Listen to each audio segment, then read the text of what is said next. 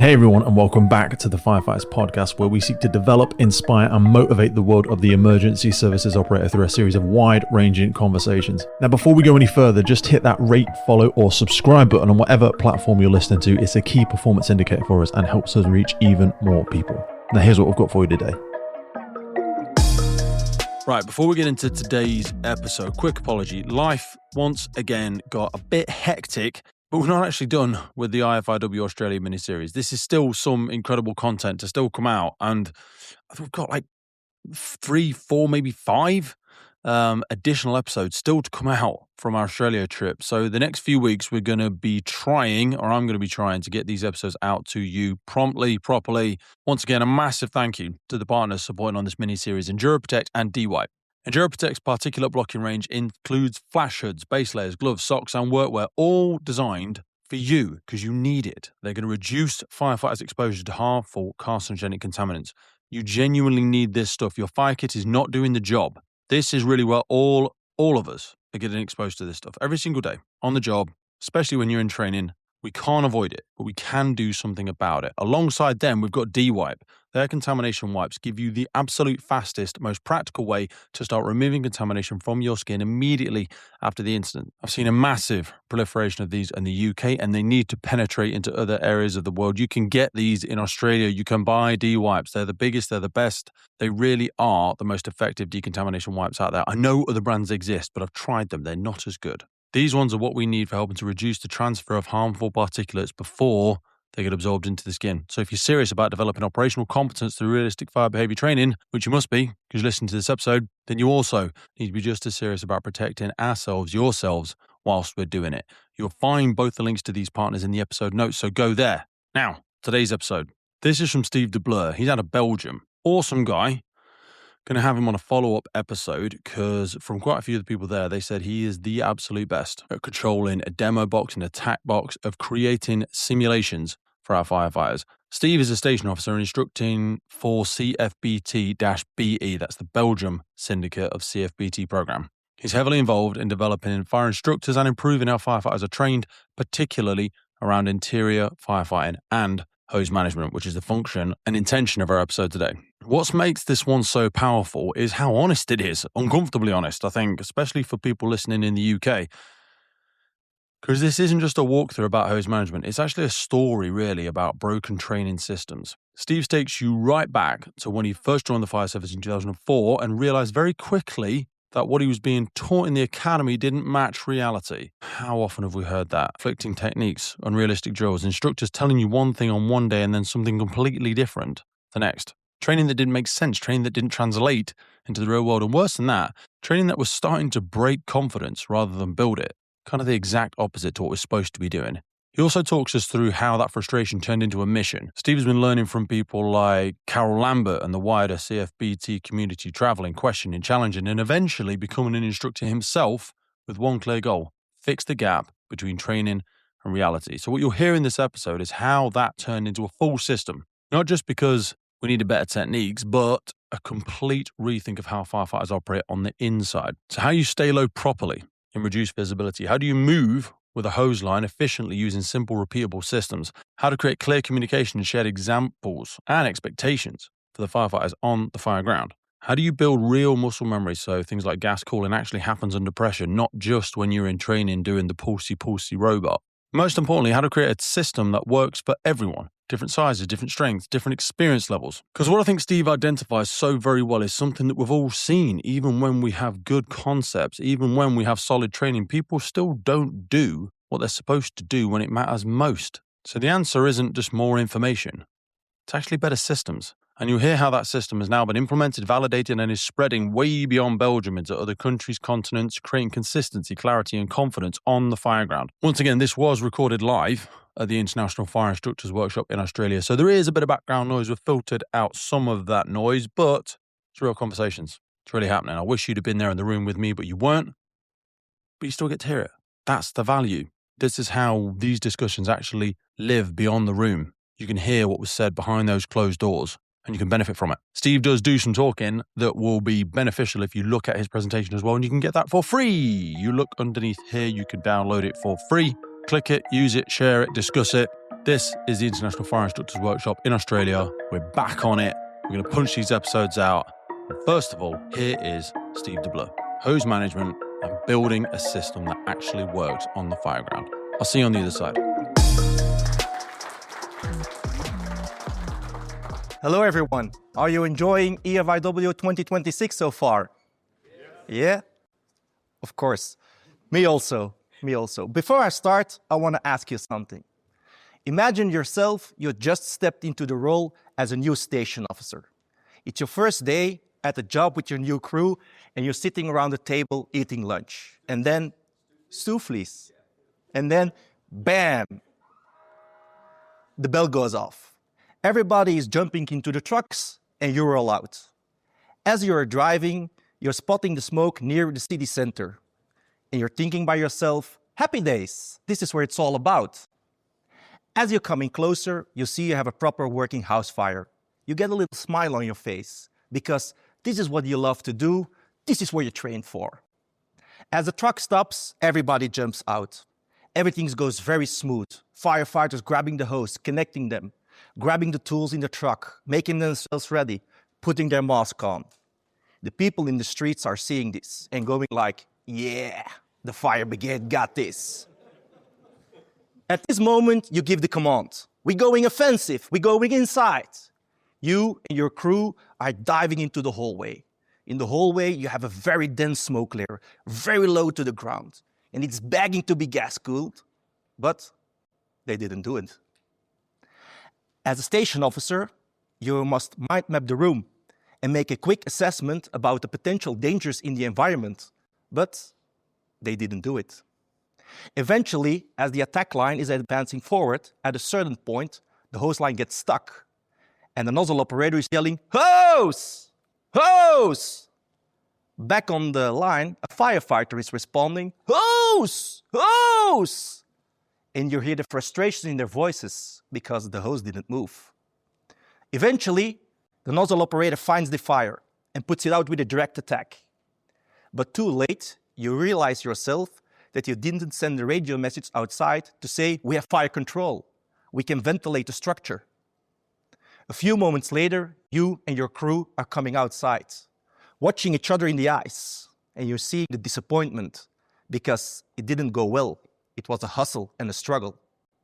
To be honest with you, I was that station officer. I had the idea at that moment that I had it all under control, that I was managing the incident. But then reality steps in like a sledgehammer. I wasn't in control, and I definitely was not managing my crew. With this lecture, I want to tell you about the problems that I encountered as a young firefighter, also as a young station officer, and maybe a way to fix these problems. But first, let me introduce myself. My name is Steve. Steve de Bleu is not okay, it's Steve de Blauwe. Like many firefighters, my colleagues have given me a nickname, Bluey, or when it's getting more seriously, Mr. Blue. And John will say now, I don't want to be Mr. Pink. No, I'm Mr. Blue from Reservoir Dogs. Yeah. It's logical because my name is like the color. When I show you the map of Europe, you can find Belgium almost in the center. Can you see it? No. It's so small, you almost will miss it. When I give you another example, now you can see Belgium pretty well. Belgium is very small. It almost fits 254 times in Australia. To get even more specific, about 10 times here in the state of Victoria. You see, when I'm talking about small, it's really small. But hey, it's home. When you zoom in on the map of Belgium, you can find my city in the middle of two bigger cities. One is our capital one, Brussels. Brussels is very famous of the guy who's leaking into the fountain. You know, Belgian people are pretty funny. They are honoring us to give this guy different clothing, and so they show their respect to the Belgian different occupancies. Then you have another one, it's also very famous, is Antwerp, the city of Antwerp. For Belgium, it's pretty important for our trade with other countries. When we're focusing on my area offers a very diverse operational environment. In the city core, you will encounter the most of all residential buildings and also old historical buildings, like many churches and museums. When we go in just out of the city core, you will see growing urbanizations with lots of apartments and high-rise buildings, also some strip malls and some shopping centra. In addition, in the outer shell, we have some industrial sites. We're working in collaboration with the Blue Light Show, a national conference and exhibition built around one thing: blue light services do better together than apart. I'm going to be there 1st and 2nd of July 2026 at the event, getting involved with those conversations and connecting with people who really care about doing the job better across the blue light sector. I'll see you there. To give you some numbers and some insights, Mechelen, my city, has an area of 65 square kilometers, roughly 90,000 inhabitants. The different things we do as firefighters is, of course, fighting fires, also some technical stuff like extracting people from cars or from machines, and a lot of our calls are paramedical calls. But you know, the most thing we love to do, of course, is fighting fires. To protect this area, we're working in 2 stations. One is the main station, that's one in the picture. That's where I'm assigned. Also, we have a substation to cover the industrial sites. To keep everything running, we're working in 4 platoons. Why? Because we work a day and then we are 3 days off. We work a day and then we are 3 days off. Each platoon is consisting in 3 teams. Each team has 20 firefighters and 4 station officers. On shift, you will find just 2 station officers and 16 firefighters, 24 by 24, 7 by 7. My responsibility is managing platoon 2. When I'm not at the job, you mostly find me at the fire academy, where I'm focusing on training new station officers. Also, you can find me with the CFBT program of Carl Lambert, where we're focusing on training new fire instructors. Why? Because in Belgium, we work differently like here in Australia. A firefighter has the opportunity to become a fire instructor as a second job. Because we're working in this way, there is a need for fire training for fire instructors.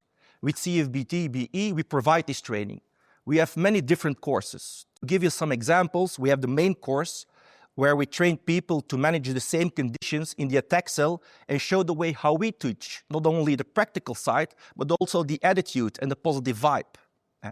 Then we have like in Sydney, we have a T cell, a large volume cell, and a pretty newer one is a fully developed fire, where we're focusing on fire instructors, to create the same conditions each time so a trainee can train his indirect attack. The last one is our most newer one. It's hose management, and that's where I will talk about today. In the early years, I was pretty focused in how to get things done, the practical side of the job. But now, more recently years, I'm also very interested in the why. Why we need our station officers to train things like heat release rate, mass loss rate, heat transfers, and other subjects. Because this is more complex, and to simplify these, I managed a program with little experiments and some small-scale crops so that everybody can learn them and put them into practice. So this should give you an idea from who I am, what I love to do, and where I'm from. But let's jump into my journey within the fire service. Let me take you back to the year I first joined. I want to tell you why training felt deeply wrong at that moment and why we needed to change. It was 2004. I was just 18 years old when I joined the service. I realize myself now that I was way too young to do this job, but that's a totally different story. The first year, they were sending us to the academy. In the academy, they were focusing on skills, which makes sense. What didn't make sense were the streams exercises we needed to do. To give you an example, they were putting us into cages, monkey cages they call them. We must crawl to these cages and navigate ourselves to the most bizarre obstacles, like you see in the picture. As a very young, interesting recruit, I asked my instructor, "You don't really encounter this in real life, do you?" He looks at me with a dirty face and is saying, "You don't ask questions, recruit. You just do the things we tell you to do. Keep going, boy." I was thinking by myself, what an attitude is this? He's thinking he's the man of the moment. But I just kept my mouth shut and I kept going. A couple of days later, it's getting even more foolish. We weren't allowed anymore to sit on our knees and to crawl. No, instead, we must stand up and make some really funny movements. When you see it, you almost look like a dance. Hans called it the salsa of firefighting. I will show you a little movie. You can laugh. The guys who are doing this are back in the year 2018.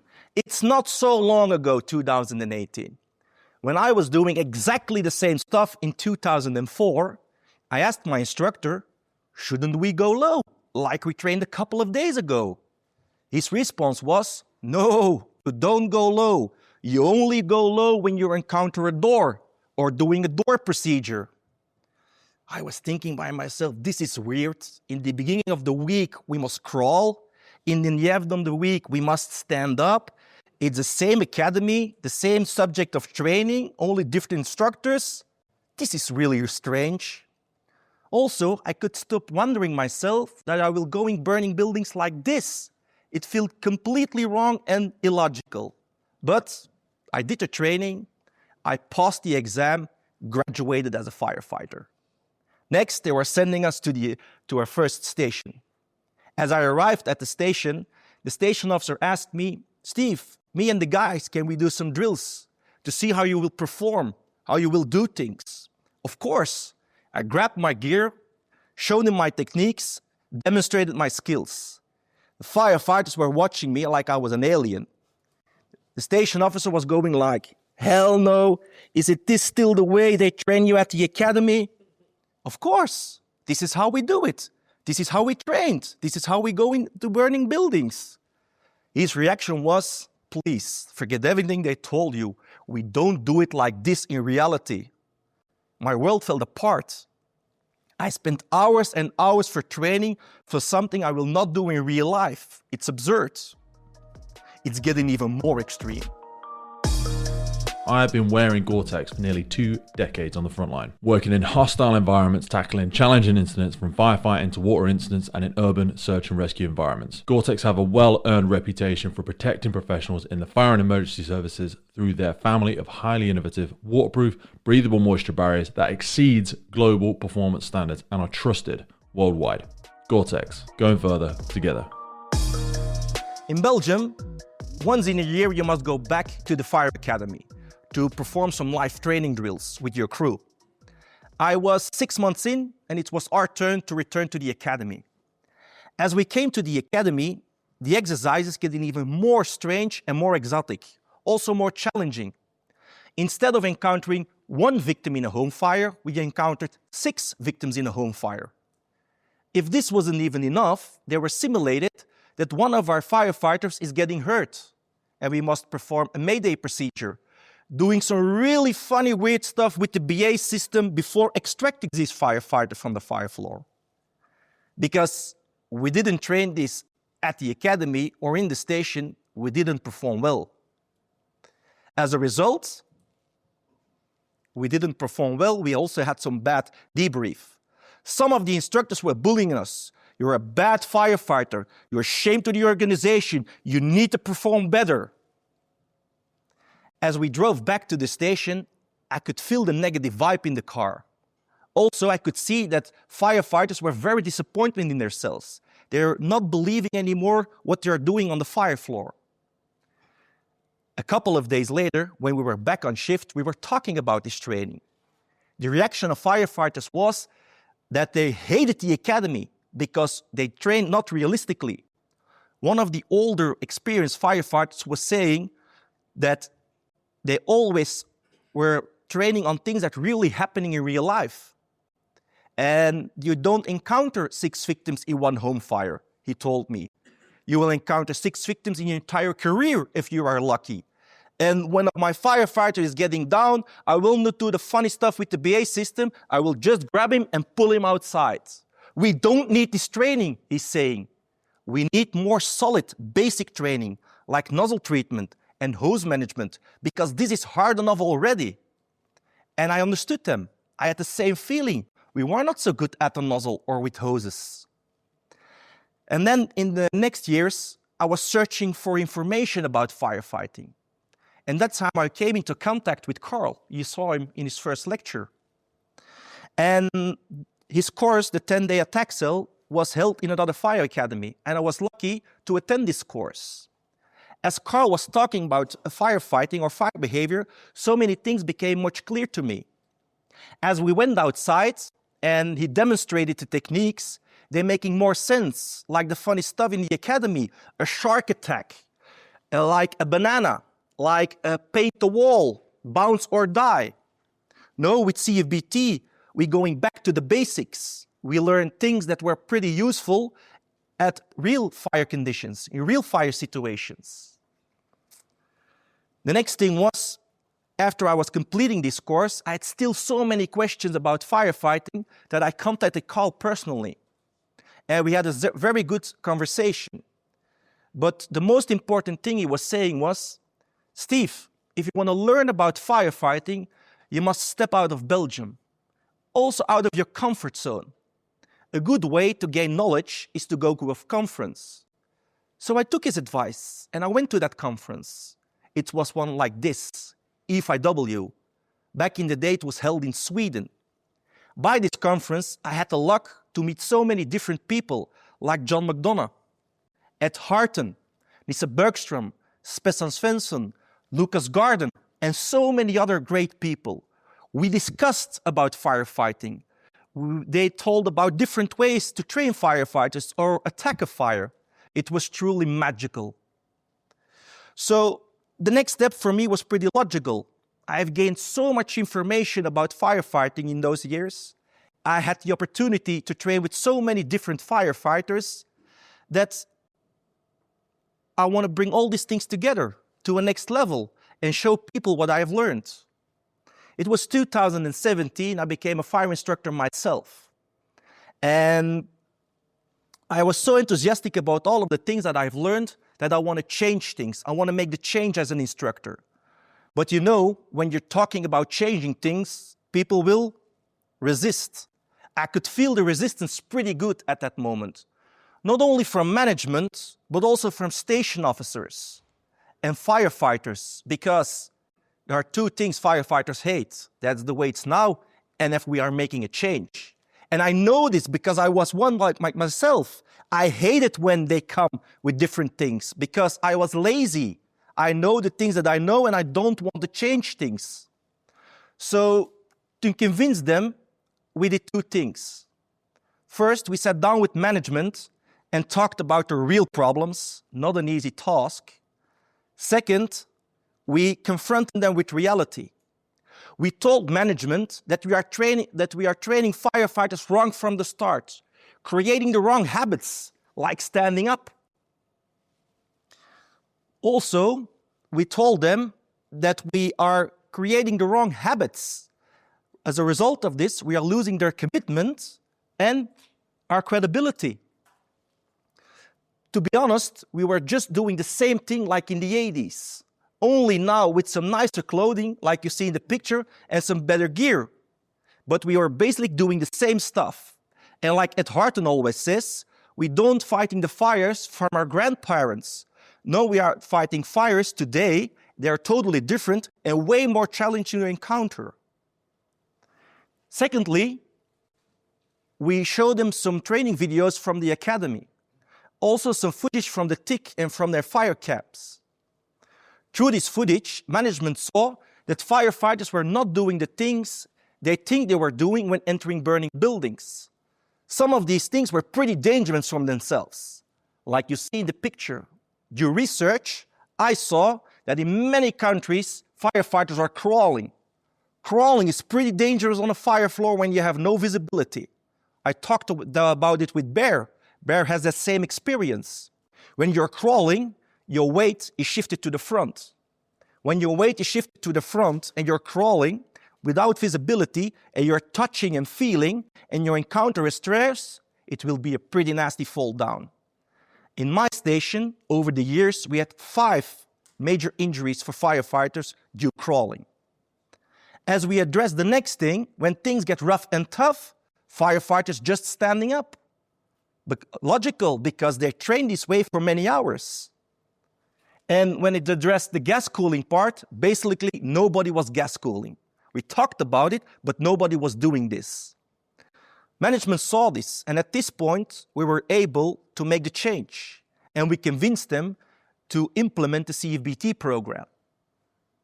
After a year or two, we did an assessment, and we saw some remarkable improvements. Not only firefighters are getting better at their techniques, no, also they were more positive. As we asked their feedback, they say the fire instructors are giving good constructive feedback, being positive, giving a positive vibe. And this is what we needed, because first they were bullying people, and people won't go to the academy, and now people are happy when they went to the academy. This was a very good change. And there was another good thing. John was coming with the non-negotiables. And again, people were relieved, because these were things that making sense to a real fire floor, and not the funny things from the academy. But there is always a but. But even with these solid concepts and a different way of training, people still weren't doing the things they needed to do when entering burning buildings. Also, we saw some other problems. Back in the day in Belgium, only an SO had a tick. The firefighters hadn't a tick. Now you find multiple ticks at an engine. In a crew of 2, one firefighter will having a tick. But it was not in the program to train with this tick on the attack line. With our station officers, we saw that they were pretty good managing the incident from the outside, but not managing the incident on the inside and taking responsibility on the attack line. And when you're thinking of this, who has the responsibility of this task? Who has all the experience of the job, but he's standing outside? It's not so usual in Belgium. It is beyond a privilege to be able to bring the Firefighters podcast to you, and we are so grateful for every single person that supports, listens, shares, and follows our journey. And to help us keep doing it, create more, reach more guests internationally, and make the podcast sustainable, we're asking for you to help. And to do this, we've set up a Patreon page. By joining our Patreon community, you will get access to every single full episode archive we have ever made. Now, hundreds and hundreds of key documents that we've got in there on fire behavior, firefighter health, cancer risks, incident debriefs, and so much more. So if you feel like you want to join the Patreon crew and help us make this possible, head to patreon.com/TFFPC or check the link in any episode podcast notes. To find a way to fix these problems, we sat down with the people and we talked about these problems. And we asked why you are not gas cooling, why you're thinking working with the hose is so difficult. Their reaction was that they hadn't have a system for this. They were well trained to prepare everything and making everything ready and have a system for this. But when it became to working with hoses inside of a structure, there wasn't a specific way to do this. Also, they were telling they're losing their more experienced firefighters to retirement.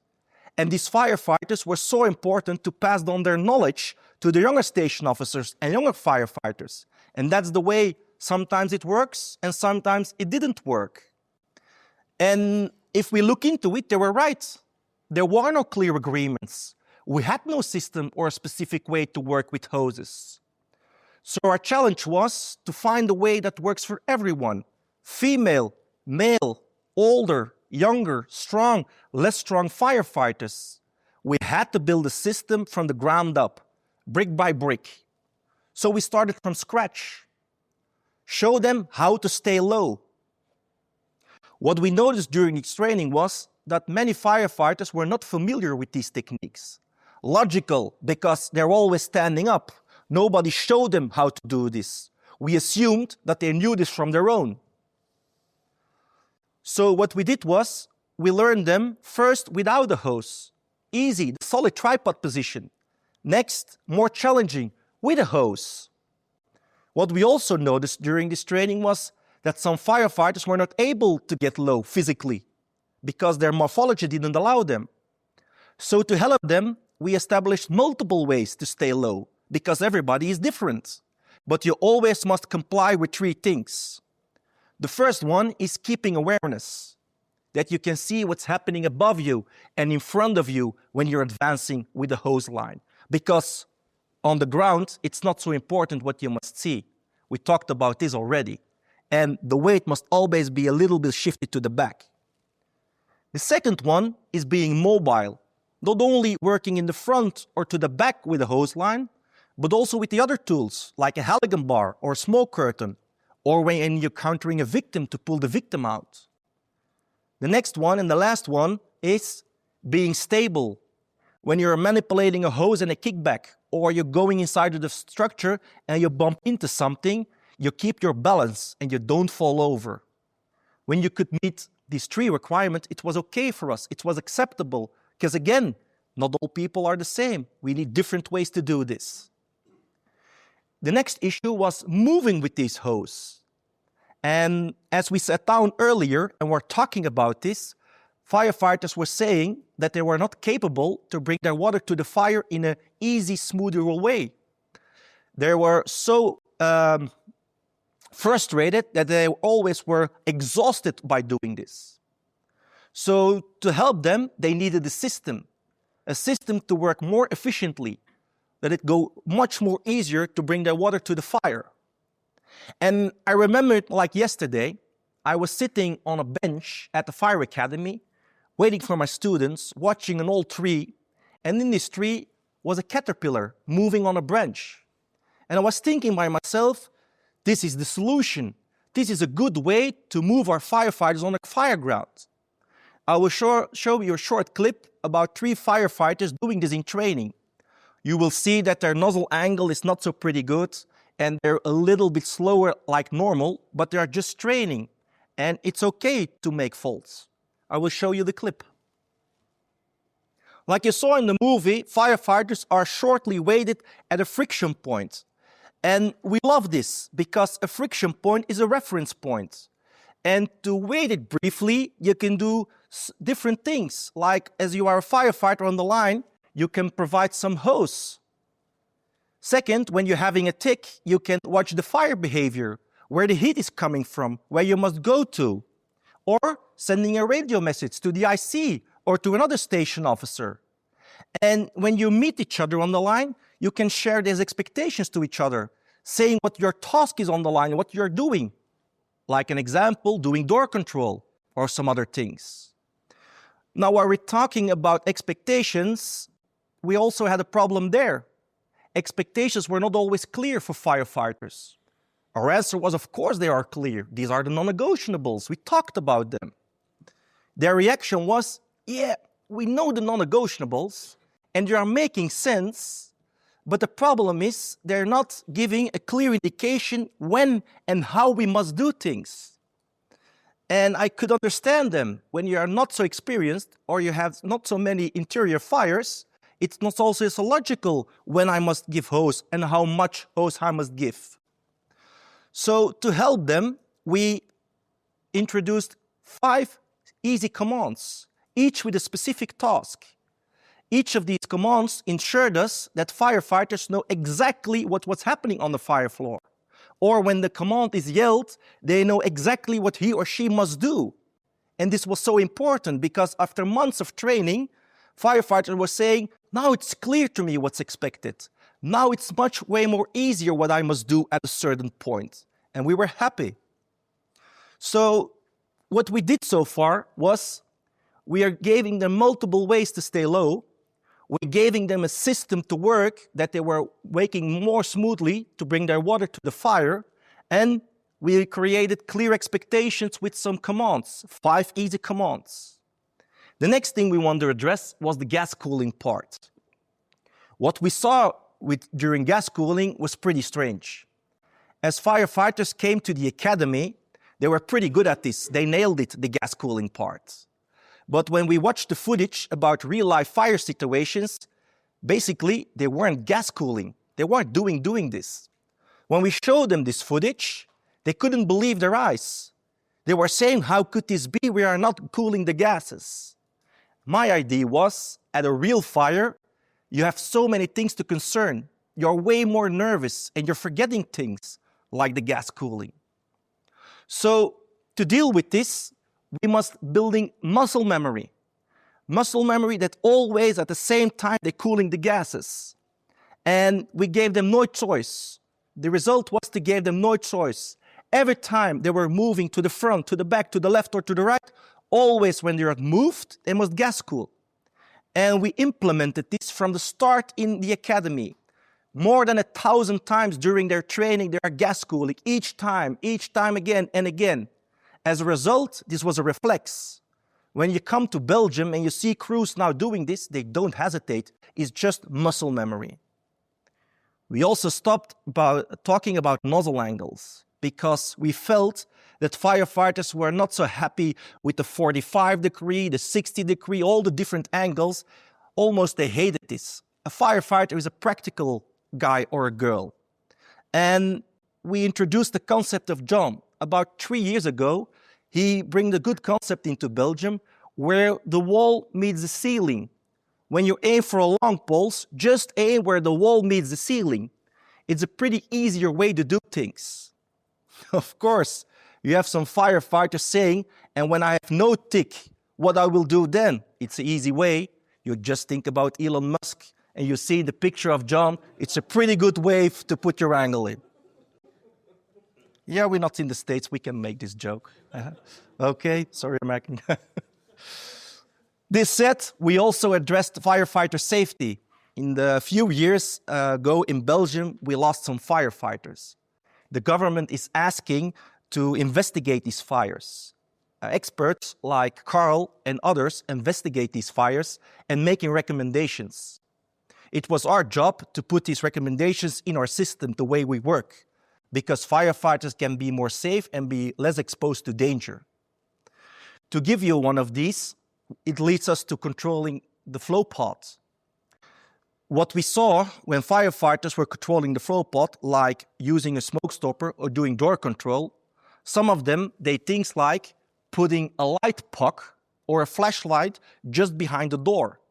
It's a good thing, but you must really watch out with this. You must train them to do this, because when you're laying this puck or this flashlight on the wrong side of the door and you're manipulating a hose, or you're going inside and you kick the puck, it will roll away in a different location into the room. As a firefighter is coming back with or without a victim or just retreating, he will focus on the lights and he will go into the wrong way. Our recommendation is, if you have a firefighter, just put he or she physically there so that she or he can call out and make a light with a flashlight that the firefighter is going into the right way. Another thing that's also very important is, a couple of years ago, in a fire with a bigger building, we lost 2 firefighters, almost 3. What's happening? When the Mayday was called, the 2 firefighters were catching up by the fire to roll over and lost their lives. The 3rd firefighter was coming back out, but there were many coils in the hallway with no visibility. What's happening? He encountered the coils, turned around, and goes straight back into the fire. Luckily, one of his colleagues was seeing this, grabbing him and pulling him outside. So our recommendation is, when you have no visibility, please put no coils into the hallway or to the inner room. Work with stretch lines. These are so easy things that we also can improve in our way to work, that is be more safer for our firefighters. The next thing on the list is putting water on the fire. When we came to this, we saw that crews really nailed it. They were spot on. Immediately as they saw the fire, without hesitation, the water went straight where it needed to go. My idea is, this is due to CFBT training. CFBT training is really focusing on this, doing the direct and indirect attack. Crews were very, very good at this. All the things we talked about so far were on a skill level based for firefighters. But firefighters have also some expectations from their station officers on a task level base. What we noticed when we saw the footage was that they were pretty good in doing things outside, but when it came to managing the tick on the inside, they didn't do this. Logical, it wasn't in the program. The program was just about theoretical stuff outside, making quick assessments about things in the outside, what smoke is doing, how smoke is behaving. But we didn't train them to work inside. So we worked around it, showed them how to get a good position on the line, managing their firefighters, using the tick, using the radio, and they were pretty happy about it. So now we have a system for all the different ranks that are working inside of a burning building. And we asked them after 2 years for some feedback. And they were saying to us, this is a system that not only works at the academy, it's also working in real life. This is what we needed. So the next step was get it validated. And everything you do in Belgium must be validated by the government. And here I want to refer to an old saying. If you want to go fast, you go alone, but you will not achieve things. If you want to go far, you must go as a team, and you will achieve amazing things. I had the luck that I had people who had my back that I can trust when things didn't go so well. These people, some of them had positions at management level, and they can work it out with our government. As a team, we had the luck to validate the system by the government and turn it into our service. I'm very grateful to these people. Without them, it was not happening. But this wasn't enough. We needed people to spread the word in whole Belgium. Also, we needed instructors to teach these things in all Belgium to all the different firefighters. So we wrote to all the Belgian schools and asked them, can you please send 3 fire instructors to attend this course? And it's possible, be so diverse as possible, that we have older, younger firefighters, experienced, less experienced firefighters, female, male firefighters, so they can make an exam of this course and see how it works in different ways. After training, we call this group the lead instructors. They will teach other guys and girls in Belgium with this system. That's how we created ownership. So together, we created a 5-day course for instructors, learning to teach about hose management, theoretical practical, cold practice, and live fire training. The next thing is I want to show you how this training is, to give you a short teaser how we're doing this stuff. Enjoy. So where are we now in Belgium? We all speaking the same language. We have clarified our shared expectations. The result is now we have a system. When we work with different people, we all work the same, and now things go more smoothly. Word is spreading fast, and we visit the Netherlands. Some part of the Netherlands are working with this system. Also, we're going overseas, and we trained with the Chinese people. They were also very happy to do this system. To the end of my lecture, I want to ask you again, imagine yourself, you're again for that house fire. A good working house fire. You're giving the command. Firefighters are making themselves ready, are sitting before the door, doing a very good door procedure. You and your crew are diving inside. You take the tick, you show where the heat is coming from. As the attack line is advancing forward, they are gas cooling all of the time. When they saw the fire, they knocked it down with a direct attack. You taking the radio, sending the message outside, we have fire control, we can ventilate the structure, everything going smoothly. You and your crew coming outside, you seeing in their eyes, they are proud, they're happy, because things go very well. This is the end of my lecture. I want to thank you for listening.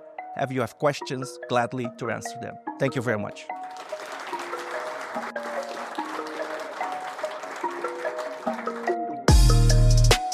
Well, that's it for today, folks. Hope you took a lot away from that episode. We started the Firefighters podcast to develop, inspire, connect, motivate, represent, and most importantly, celebrate the world of incredible emergency services operators and the wider sector through this series of wide-ranging conversations. We really love creating this podcast and bringing it to so many people. Did you know you can also find these on YouTube? We do a lot of video podcasts now. You can head over to our YouTube page and follow, subscribe there. And as a final ask from us, whatever platform you're on, please rate the podcast. It really helps us as a key performance indicator to reach more and more people. I've been your host, Pete Wakefield. This has been the Firefighters podcast. And wherever you are in the world, please stay safe, be happy, and where possible, please remember and support your firefighters and first responders. I'll see you next time.